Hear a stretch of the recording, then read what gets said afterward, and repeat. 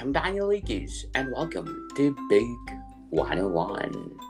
Book 101 is all about the books that I read for the last 40 years, and today I have my special guest. He is the author of several books, no other than Mr. Richard Ayre. Hiya, Daniel. Fantastic like you, Mr. Richard. How about you? I'm good. Thanks. Yes. That'd be awesome. So let's continue to discuss about the prophecy book 2. Okay. Minstrel's Bargain, the first of the prophecy books. That was that, and I was the last time we were speaking. I was saying I had no intention of making any sequels to that at all. But things changed, and I thought, well, actually, I could make a sequel. And so, at the end of Minstrel's Bargain, without giving too much away, the main character, Phil Sturgis, he thinks he has defeated Minstrel, this evil demon. He thinks everything's okay, and his companion from that first book, who we didn't really talk about, the tramp in the last time we talked, but the other main character is this character called the Tramp, who Sturgis sort of comes to rely on, because the Tramp is in actual fact a creature from the sort of supernatural world. Anyway, at the end of the book, at the end of Minstrel's Bargain, the Tramp, to save Phil, basically, from thinking about the horrors that he's witnessed, he basically erases his memory, wipes his memory of everything that's happened in the first book. And so the second book, Minstrel's Renaissance. So we find Phil, it's 10 years later. So this book is set in 1999, late 1999. And we find Phil in a bit of a he's in a bit of a downer. He's just turned 40, and the music magazine that he worked for in the first book, he now joint owns. But rock music is going through a bit of a phase. He's not quite sure that he even likes the new music coming out in the late 90s. He feels a bit lost. He feels a bit alone. He even starts to think that his wife, who is his girlfriend in the first book, he's now married to Shelley. He's got a horrible feeling that she might be having an affair with her boss. And so he's feeling a bit down. He's going through a bit of a midlife crisis, to be honest with you. But then, out of nowhere, the Tramp appears again, and all his memories come back.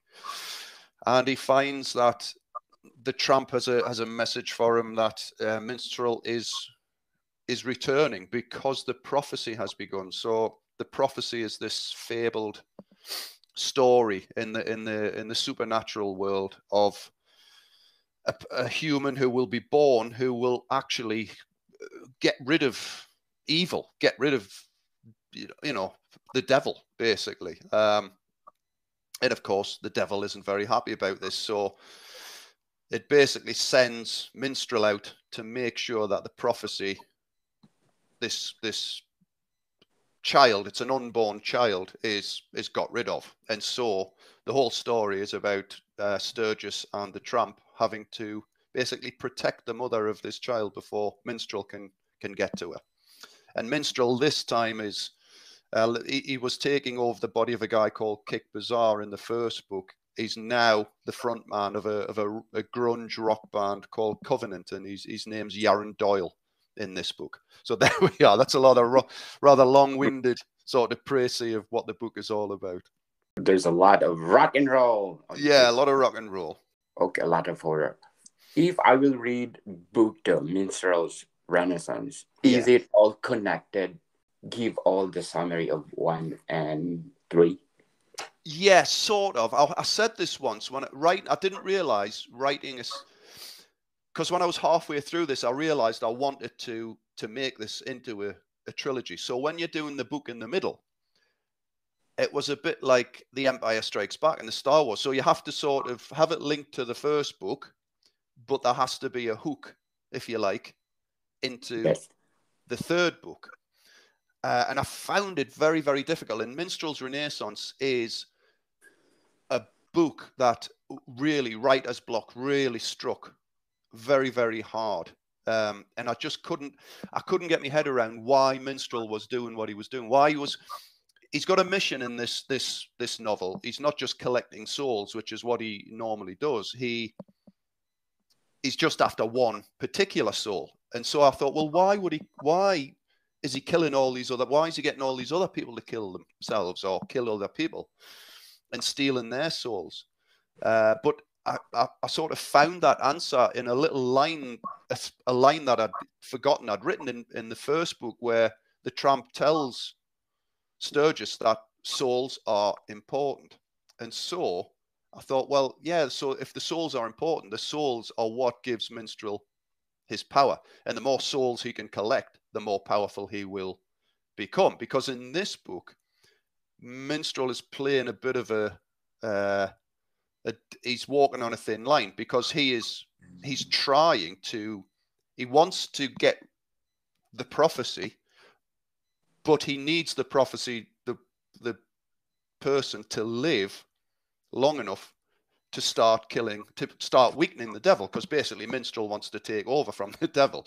So he is, he's been tasked with killing this child, but at the same time, he doesn't want to do that. He wants to get strong enough to defeat the devil and then kill the prophecy. So, and his idea after that, he will plunge the world into darkness forever. No one will ever be able to stop him, you know?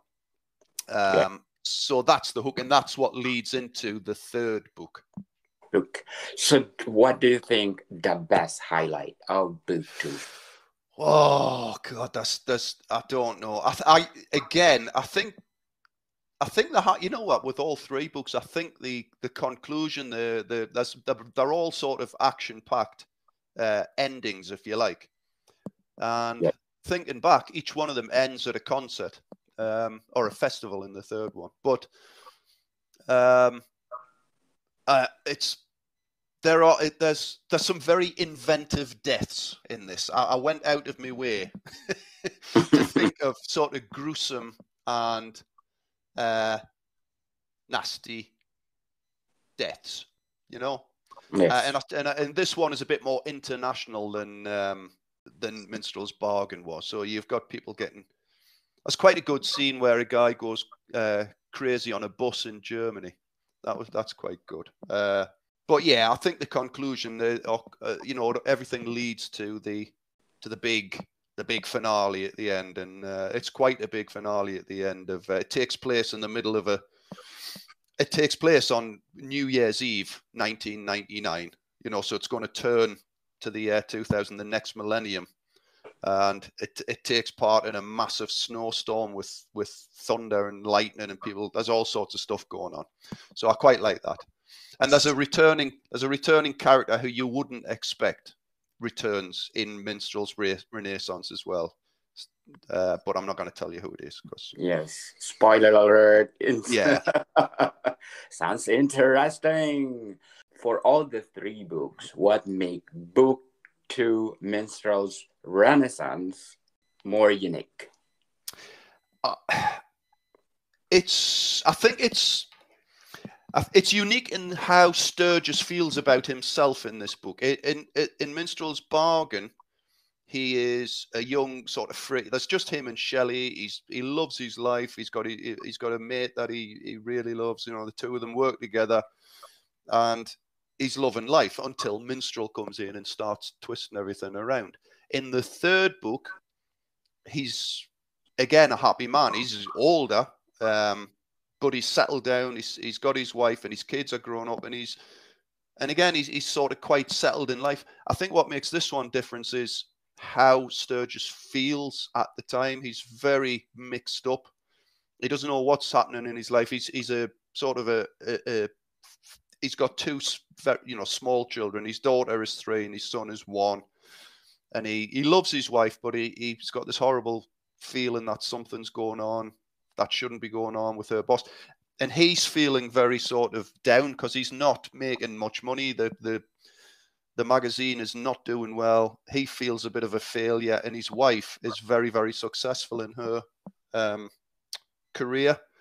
And so he's just he's just feeling a bit down and a bit lost. And I suppose the fact that the tramp reappears in his life and tells him once more that he is this fabled traveler.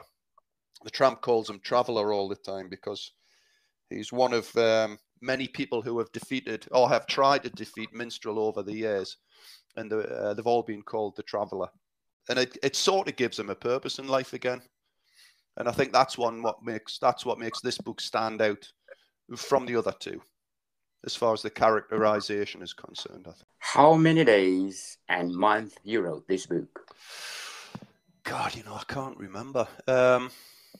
Like I say, I had a horrible, horrible section of writer's block until I realized he could kill people just because he needs the soul. So when I was mulling that over, that simple thing, I actually wrote the best part of A Hatful of Shadows. So I wrote short stories. I find that if I've got writer's block on a longer novel, if I'm not 100% sure what I'm doing, I'll leave it and I'll just maybe go and just write out some shorter stories. And that seemed to help me through that real sort of not knowing where this book was going or how it was going to end or I knew how it was going to end, but I didn't know how to get there. And I couldn't understand the motivation of the character of Minstrel. I just didn't understand what he was doing myself. And obviously, if you're writing a story, that's quite important. But yeah, once I got that was fine. So I think it took me longer than normal. It probably took me the best part of a year, I think, because of this big chunk of writer's block that I had. And also I'm always writing just in my spare time when I can. So it always sort of takes, a bit longer than it perhaps should. So what did you learn from this book? Oh, I learned that I should plan a little bit more. Because up until that point, with Minstrel's Bargain, Point of Contact, I'd written those two books before Minstrel's Renaissance. And both of those had been written quite a while before.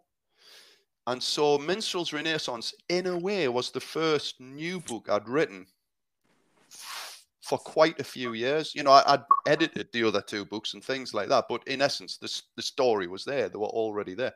So this was, quite perturbing in a way, starting a 90,000 word novel, as it turned out, from scratch. And I just wrote it like I'd written the other books. I just started writing it. I sort of knew roughly where it was going to end and what I wanted to do. But I learned to plan a little bit better. I still don't plan the entire book out because I think that gets rid of your creativity, because things will come to me while I'm writing that I think, oh, I can go there with this, and change that. But what I tend to do is I write out. When I'm writing, I've got the script that I'm writing on, and then on another Word document, I have a plan, if you like, chapter by chapter, chapter 1, chapter 2, but it'll be just a sentence or two about where roughly it's going to go. And I've never got more than 4 or 5 chapters in front of what I'm actually writing. That's what I learned from this book. I learned how to plan a little bit better, because I think that's, well, up till now, it's stopped me getting writer's block again, because, from not knowing why a character is doing something. Very well said, Mr. Richard. What behind the meaning of the title of book 2? Right. So Minstrel's Bargain obviously is the name of the band in that Minstrel, this demon. His name is Minstrel. So the band was called Minstrel's Bargain because there is a bargain that has to be made. There is a contract that has to be taken between Minstrel and Sturgis eventually. And that bargain has been, Minstrel has done this throughout time. You can either take the bargain or there is there's another way of sort of getting rid of them. But that's where the title of that one came from. So once I had Minstrel's Bargain, the next book had to be Minstrel's something.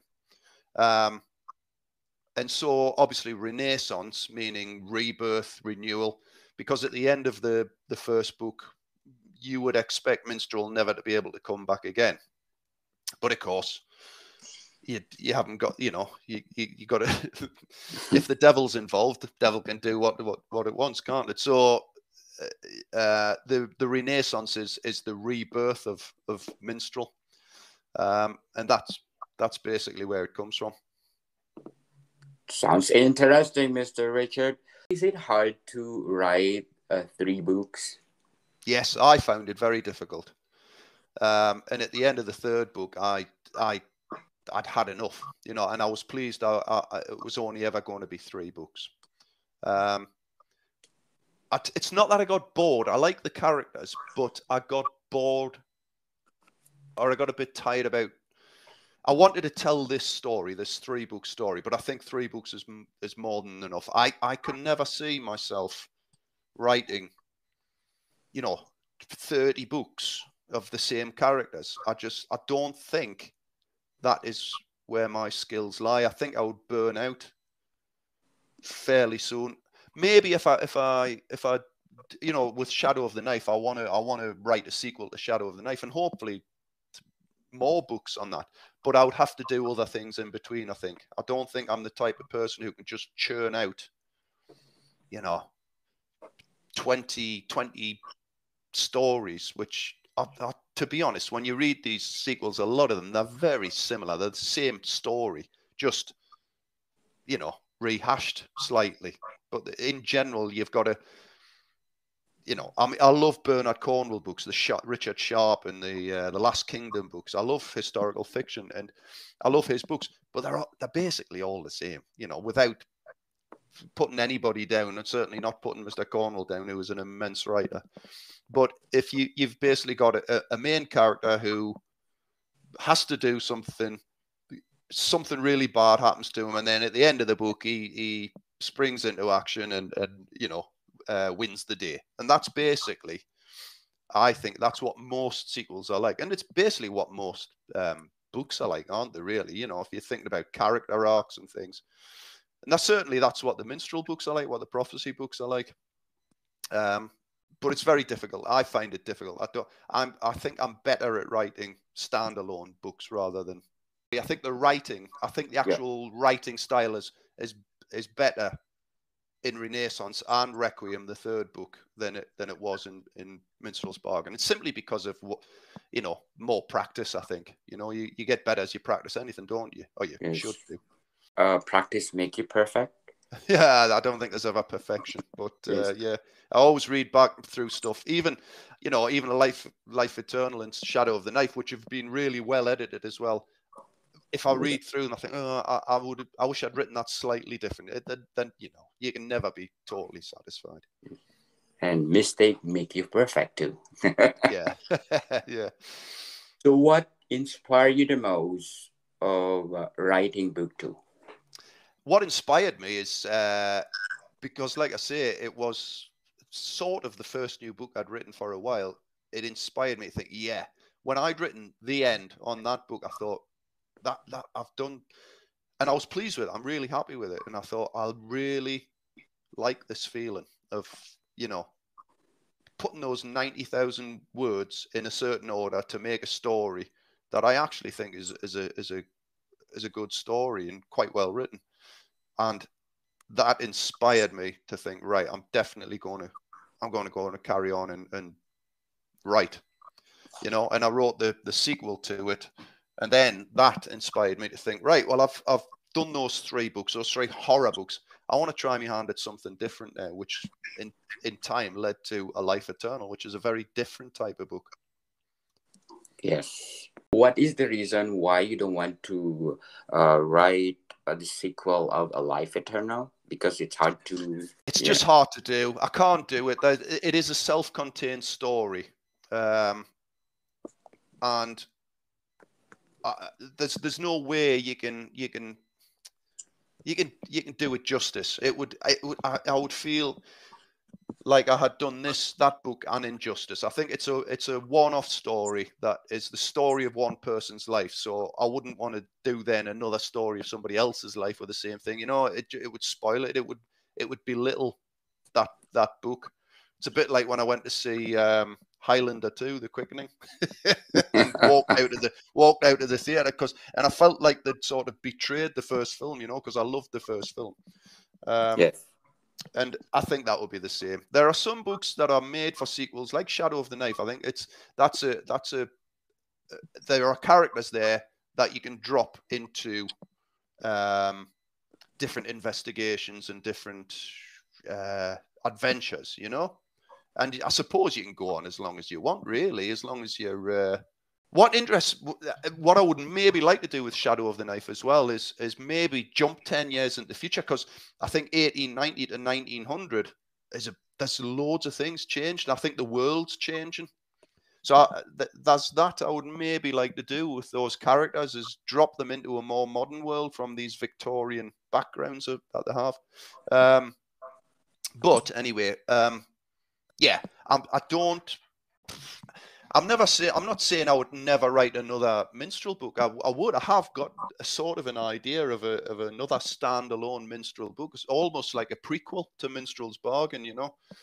And I would love to do that, because I do like the character of Minstrel. He's a great character to write. Yes. Richard, do you think that Minstrel Bargains and Minstrel Renaissance can stand alone as a novel? They could do, yeah. Certainly, Minstrel's Bargain can stand alone. Obviously, it's the first one, so yeah. And it's got an ending. This one has an ending as well, and I do sort of give a little bit of background to Bargain, just in case anybody picks it up without having read the first one. And you could read it on its own, but it's better together, because, you know, if you've got what had gone on 10 years before for Phil Sturgis and what's going on in his life now. I think one of the things I'm most proud of with all of the Minstrels book, it gets any interview I've done about, it's all about the blood and the guts, but actually what I like most is the characters that I've created. I just think they're well-rounded, you know, and people have written that by the time you get to the second book and third book, you feel for these people, and you want them to, you know, you feel for Sturgis, and you want him to succeed in his mission, because he doesn't want anything to do this. He's never asked to be this traveler, you know. He just gets dropped into this world of horror that until the tramp sort of trains him and tells him what he is and shows him what he is, then he's just an ordinary guy. That's what I like about Phil Sturgis. He's just an ordinary man dropped into this world of madness that he has, you know, that he has to be trained for. Yes. So what are your top 5 adjectives of book 2? So I would have to have gory again, inventive. There's some really good inventive deaths. There's a really good one on the North Sea ferry going from Britain to the Netherlands. That's a really good scene. Yeah. So what did I say? Gory, inventive, adventure. You know, fast-paced is another one. I think they're fairly well fast-paced. And again, just like the first one, as a humor. There's a little bit of humor in there. There's a bit of to break up the unrelenting sort of horror. Sounds interesting, Mr. Richard. What else you can say about book 2, Minstrel's Renaissance? Well, I'll say you should go and buy it, because it's mint. Just that it's I don't know what else I could say about it, really. I think it's decently written. There's some really good scenes in it, and it sets up the third book, I think, brilliantly. I wrote it. I'm saying brilliantly. That sounds really big-headed, but I like the way I've set up the conclusion to Minstrel's Renaissance, which links in very nicely with the beginning of Minstrel's Requiem, which is the third and last of the trilogy. If you have a movie contract, is it the same title to the movie, the trilogy? I would love it to be the same title. I like the title. I like there's a few people who wrote on reviews for Minstrel's Bargain that they said they picked it up because the title was like, well, what does this even mean? Minstrel's Bargain? What's that? What is it? And then you think, oh, well, it's to do with the title of the band. But then when you're about 3/4 of the way, and you go, ah, that's the real reason for the title, and they've quite liked that. I don't know if Steven Spielberg would want to change that. That would be entirely up to him. I'd be quite happy if he made a film of it. But no, I think the titles will be quite good. You know, I mean, you've got the nightmare, not the nightmare. What is it? The Halloween stuff. You know, and Jason does this, and Jason goes into space. All the different things is. So you could have it as a subtitle, I suppose. You know, the prophecy. You know, Yes. Minstrel's Bargain or something like that, but I don't know. But I think the titles work for the books, but they might be a bit. It's really suit the Mr. Richard. Calling out for our movie outfit out there. Let's try Mr. Richard Trilogy book, The Prophecy. So where do people buy your books, Mr. Richard? Well, it's exactly the same places as Minstrel's Bargain. You can get the Kindle edition on Amazon, but you can get the sort of ebook, Kobo. It's not sort of, you know, it's not just on Amazon. But again, anywhere where you can buy a book, really. Kobo, Look or something like that, you can get it from, and the paperbacks again, Amazon, but you can get them in various other places as well. Yes. In Canada, you can buy those books, the Prophecy Trilogy, in Coles and Chapters and Indigo. $5, people. So let's support Mr. Richard and let's read this great horror novel. Okay, let's shout out to the people listening in India. I am number 45. Thank you so much, Wow. India. In Egypt, I'm number 47. Thank you so much, Egypt. And Taiwan at number 89. Algeria at number 58. And Ghana at number 32. So all of these fantastic writers and reviewers and just general good eggs. Steve Griffiths, Fee Phillips, Andrew Neil MacLeod, John Fullerton, Patricia Ailing, James Marks, Richard Wall, David Owen Hughes, Chris Tetrol Blair, Adrian Chamberlain, Anita Waller, Duncan Bradshaw, Shane Agnew, Chris Hall, Trish Finnegan, and Nikki Baker. I'll also say thank you to my wife, Kath, because she's always been there and reading my stuff for me. Yes, definitely. So let's talk about book 3 next week, Mr. Richard. Brilliant, yeah. This is where it all ends. Yes. Thank you so much for your time. Thanks, Daniel. You take care. More to come, people. See you soon. Bye-bye.